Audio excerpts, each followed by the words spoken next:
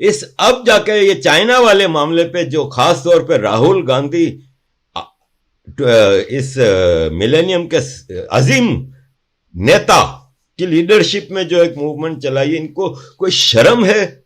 ये जिन ताने दे रहे हैं कि हिंदुस्तान की फौज को मोदी ने बुज़दिल बना दिया, हथियार भी नहीं दे रहा, उनसे ये कर रहा है, ये बेवकूफ नहीं है ना इग्नोरेंट हैं।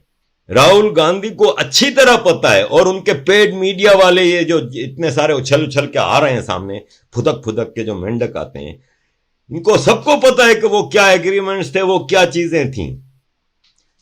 सिंपल सा मैं एज ए पाकिस्तानी राहुल गांधी से ये सवाल करता हूं कि जब ये इतने सवालात करते हैं तो 50 साल इन्होंने रूल किया है, हम लोगों को भी कुछ जवाब दें कि मुझे ये बताएं कि accession of treaty of Jammu and Kashmir हो जाती है, इंडिया के प्राइम मिनिस्टर आपके respected great grandfather Nehru ji ने एक्सेप्ट कर ली वो accession treaty, Jammu and Kashmir became part of India. इस पे एक बुज़दिल भगोड़े पाकिस्तानी आके हमला कर देते हैं। आपके अंदर इतनी ताकत नहीं थी कि आप उनको भगा देते, अपने इलाके खाली कराते? आपको किसने कहा था कि आप यूएन जाएं? आप यूएन से भीख मांग रहे हैं कि जी हमारे को बचाओ, ये पाकिस्तानियों ने मेरे मुल्क के उस पर हमला किया, यही वर्डिंग थी आपकी उसकी। और आज आप ताने दे रहे हो। आज तक पूरा रीजन जहन्नुम बना हुआ है सिर्फ इसलिए कि आपके नाना ने अपने इलाके वो उस वक्त हासिल नहीं किए। जरूरत क्या थी यूएन जाने की? जब 1947 में बंटवारा हो गया था, क्रीम ऑफ द आर्मी आपके पास थी, सिख रेजिमेंट और सारी चीजें आपके पास थी, राजपूत रेजिमेंट थी, आपके पास क्या क्या नहीं था, मराठा पूरे फौज थी, पूरे रिसोर्सेस थे। एक टूटे फूटे लुटे पुटे पाकिस्तान से आपने सरेंडर कर दिया अपने इलाके। उसका जवाब आज तक आप दे नहीं पा रहे, इतने आप बुद्धिमान बने हुए हैं, पूरी दुनिया को ज्ञान बांटते फिर रहे हैं।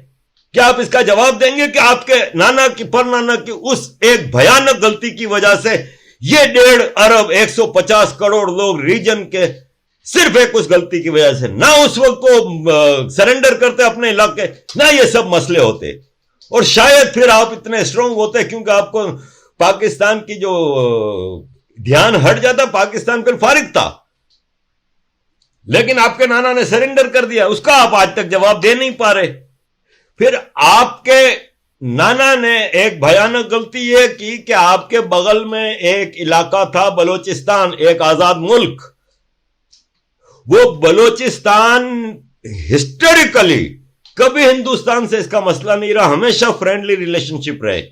वो बलोचिस्तान पाकिस्तान की फौज हड़प जाती है, खा जाती है, आपके नाना मुंह देख रहे हैं।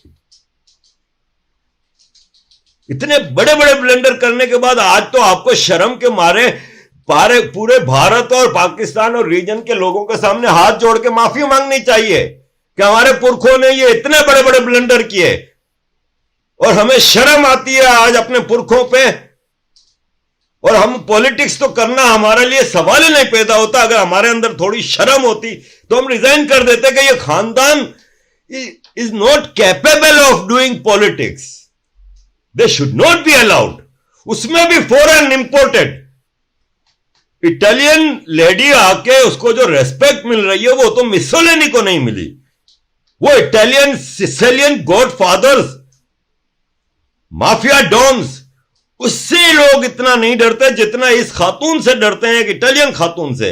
सीएम साहब हाथ जोड़ के खड़े हैं, नेशनल एंथम चल रहे, 2 मिनट की खामोशी चल रही है, दुनिया खड़ी है, सीएम साहब खड़े हैं, पीएम खड़े हो जाते हैं, सब ये भाई साहब बैठी हुई हैं और खौफ का आलम देखें। फॉरेन डेलीगेट से जब ये मिलने जाते थे, पपिट हम कहते हैं ना, इमरान खान पपिट, ये पपिट तो ये देखें, और दुनिया की सबसे बड़ी डेमोक्रेसी में और एक जेन्युइन इलेक्शन में जीते हुए prime minister Manmohan Singh is not leading the delegation to meet a foreign delegate, Sonia Gandhi is. Why? But prime minister is chief executive of every country. Manmohan Singh साहब इस हिंदुस्तान के सबसे टॉप सीट पे बैठे थे, प्रेसिडेंट इसके बाद ये नंबर 2 पे, लेकिन पावर के हिसाब से सीईओ होता है प्राइम मिनिस्टर, सेरेमनियल होती है खाली प्रेसिडेंट की पोस्ट। ये पार्टी प्रेसिडेंट जा रही है, चलो वो या तो अपने आप को इंडिया का प्रेसिडेंट बना देती वो, तो चलो हर जगह फिर आगे रहती। भाई आप मुझे ये बताएं कि क्या कभी आपने सुना है कि अमेरिका की डेमोक्रेटिक पार्टी आती है और पाकिस्तान इंडिया में और बीजेपी से मुआहिदा करती है? कभी सुना है? यहां पे चाइनीज कम्युनिस्ट पार्टी और ये कांग्रेस के मुआहिदे होते हैं। हद नहीं हो गई? चाइना ने फायरवॉल से नरेंद्र मोदी जी के अकाउंट्स को ब्लॉक कर दिया है और चाइना राहुल गांधी के अकाउंट को प्रमोट कर रहा है। वाई? सोचने का मुकाम है हिंदुस्तानियों के लिए कि आपका इतना बड़ा दुश्मन वो क्यों इनको प्रिफर कर रहा है और ये क्यों बाइकआउट चाइना को। देखें, boycott China is not a joke. पहली बात तो ये कि बाइकआउट चाइना का ये मतलब थोड़ी है कि मेरे घर में टीवी पड़ा है जाकर ठक करके तोड़ दो। यू प्रोमिस योर सेल्फ कि नेक्स्ट टाइम आप कोई चीज खरीदने जाएंगे तो आप अपनी प्रायोरिटी लिस्ट में से चाइनीज प्रोडक्ट्स को निकाल दें। अब अगली जो इन्वेस्टमेंट आप अपनी जिंदगी में करें उसमें चाइनीज प्रोडक्ट को ना करें। एक आदमी अगर $100 साल का चाइना को देता है और वो रोक सकता है, तो आप सोचें ना कितने हुए? 130 करोड़, 1,13,000 करोड़ डॉलर आप खाली चाइना को रोक रहे हैं। सिर्फ $100 एक आदमी फ्यूचर में रोक ले, जहां रोक सकता है। ये एप्पल भी तो उधर ही बना है। अब यार ये डिस्करेज करने वाली बात होती है। बाइकआउट चाइना, वो जो फुंगसुंग वांगडू जो 3 इडियट्स के थे, जो रियल वाले हैं, वांगचू, वो साहब बार बार इंसिस्ट कर रहे हैं। यार आपके हिंदुस्तान में उस लेवल के लोग, हिंदुस्तान क्या दुनिया में ऐसे कम लोग होते हैं। He is a great scientist और ह्यूमैनिटेरियन ग्राउंड पे आप देखें तो कॉमन आदमियों के लिए काम कर रहा है। वो बार बार इंसिस्ट कर रहा है कि यार बाइकआउट चाइना करें। कई महीनों से डॉक्यूमेंट्रीज निकाली हैं। कोई तो वजह है, वो मेरे से आपसे ज्यादा समझ रखते हैं इन चीजों की, और फिर उस रीजन में रहते हैं, लद्दाख में है वो। He knows better. एटलीस्ट आप सोचें तो कि मैंने भी तो आपको मिसाल दी ना कि आप फ्यूचर में $100 अगर आप कम इन्वेस्टमेंट करते हैं चाइना के ऊपर, चाइना का वो पैसा नहीं जा रहा। शुरू तो करें, कोशिश तो करें। ये राहुल गांधी और ये सबा और ये राणा और अरफा तो लगे हुए हैं कि डिस्करेज करने के लिए कि क्या क्या रोकोगे। हिंदुस्तान में तो मेडिसिन में रॉ मटेरियल भी चाइना का इस्तेमाल होता है। तो भाई साहब आप स्टार्ट तो करें, जो जितना कर सकता है आगे के लिए करें तो। लेकिन ये हिंदुस्तान के जो दुश्मन है ना, अंदर बैठे हुए जहरीले नाग, इनका कुछ करना जरूरी है मोदी सरकार के लिए। आप चाइना से निपट लेंगे आसानी से, क्योंकि you have a wonderful army to do that. आप पाकिस्तान से निपट लेंगे आसानी से, because you have a wonderful army for that. लेकिन यहां आप आर्मी से मसला हल नहीं करा सकते। यहां ले दे के आपको वही प्रोविंशियल गवर्नमेंट्स आ जाती हैं जिसके डायनास्टिक पॉलिटिक्स के सारे बैठे हुए हैं। अब यूपी में योगी जी आ गए, वरना इससे पहले जो महारथी बैठे हुए थे, सबसे बड़ी मिसाल है वो। मैं तो हैरान होता हूं कि यार पाकिस्तान से बड़ा स्टेट है यूपी, वो किस तरह की पॉलिटिक्स पे, मतलब आज भी कई स्टेट्स हैं जहां पे डायनास्टिक रूलिंग चल रही है। वो अंदरूनी तौर पर बड़े मसले हैं। फिर आपका एक कॉन्स्टिट्यूशन है, आपका एक लॉ है, आपके यहां फ्रीडम ऑफ स्पीच और ये सब चीजें हैं। लेकिन ये कहीं ना कहीं तो आम आदमी फिर इस पे निकले, FIR कटवाएं। भाई लीगल में तो हमेशा मशवरे देता हूं ना, मैंने तो कभी किसी को नहीं कहा कि कोई आप गलत काम करें।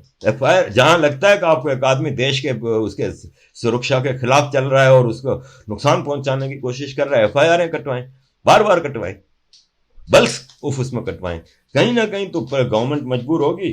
तो हिंदुस्तान को अपने ये अंदरूनी दुश्मनों को देखना जरूरी है। जैसे कि अब मैं ज्यादा इन मामलात पे नहीं बोल रहा जो ये फिल्मों वाले मामलात, बॉलीवुड के मामलात निकल पाए हैं, लेकिन बहरहाल हम सब ने बॉलीवुड को, जो आज बॉलीवुड है उसको बनाने में हम सबका कंट्रीब्यूशन है ना भाई।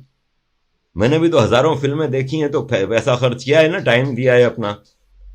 तो आज जब हम देखते हैं कि बॉलीवुड पे गुंडा राज चल रहा है और वो है, तो अफसोस होता है। फिर टैलेंटेड एक्टर्स जो होते हैं उनके साथ ज्यादती होना। देखें, मैं डॉक्टर हूं, मेरी कोशिश होगी कि मैं अपने बच्चों को भी डॉक्टर बनाऊं, क्योंकि वो मेरा फील्ड है। मैं बिजनेसमैन हूं, मैं अपने बच्चों को एक बिजनेस में उसमें आगे करके वो बिजनेस उनके हवाले करूंगा। लेकिन कुछ चीजें ऐसी होती हैं जिसको मैं सख्ती से मानता हूं कि उसमें जनरेशन का वो नहीं हो जाता। बिजनेस आपकी एक प्रॉपर्टी है, ठीक है, वो तो जाहिर है, आप जिस घर में रहते हो वो भी आपके बच्चों को मिलता है। क्रिकेट को आप क्राइटेरिया बनाए ना भाई। आप देखें 16 साल की उम्र में सचिन तेंदुलकर ने ब्रेक लिया, इंटरनेशनल क्रिकेट में इन हो गए, टैलेंट पे हुए ना। आज उनका बेटा शायद 20 से भी ऊपर हो गया, अभी तक जगह नहीं बना पाया, क्योंकि क्रिकेट ऐसी जगह है जहां पे साला जिसने जाना है आगे वो परफॉर्म करना है। मेरी नजर में दुनिया में सुनील गावस्कर से बड़ा बैट्समैन आया नहीं है टेस्ट क्रिकेट में। I always respected him since beginning. उनका बेटा, कितने प्लेटफॉर्म मिले थे ना उनको भी कि सुनील गावस्कर का बेटा है। एटलीस्ट उसको वो मरहलों से रोहन गावस्कर को नहीं गुजरना पड़ा जिससे सुनील गावस्कर गुजरा था।